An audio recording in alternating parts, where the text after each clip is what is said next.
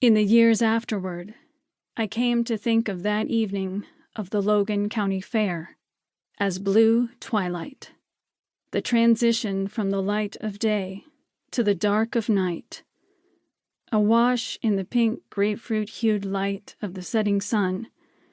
I had no idea of what was to come. Life held only promise to me then.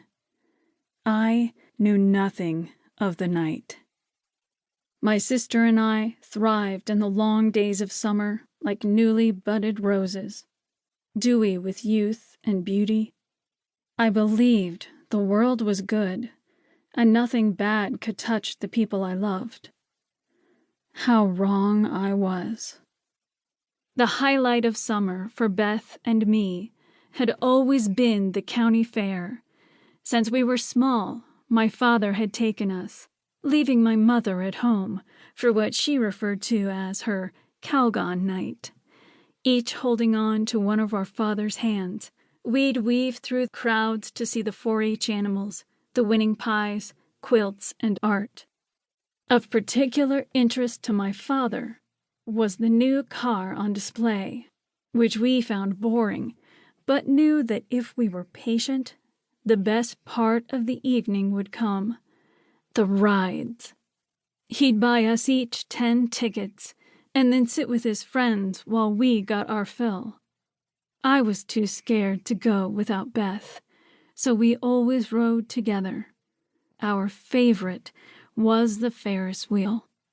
It was the view that we loved, squealing with glee as the magic wheel lifted us high enough to see the entire fairgrounds, then dipped low, only to climb once more to the glorious top.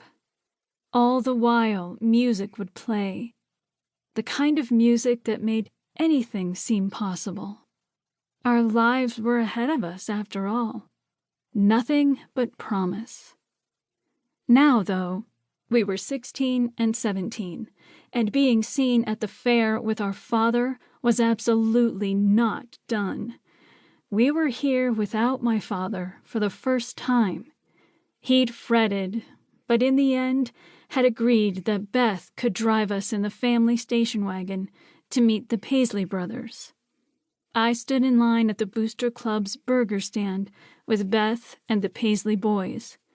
Smoke from the grilled meat wafted into the warm summer air and intermingled with dust kicked up from the hundreds of people traipsing through the fairgrounds.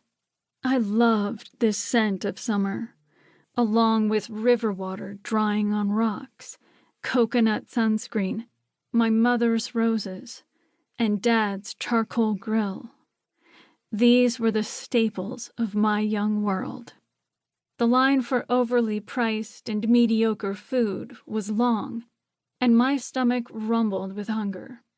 Beth, me, and the 3 Paisley brothers huddled together as the line inched forward slowly. I didn't care. I'd stand here next to Cole Paisley the rest of my life if I could. Cole Paisley, my confidant and best friend, the person I could tell anything to, except for the most important thing. Athletic and bronzed with wavy hair that curled just right at the nape of his neck. Eyes the color of the river in the winters, somewhere between green and gray. Lover of books, the object of my undying yet unreciprocated love.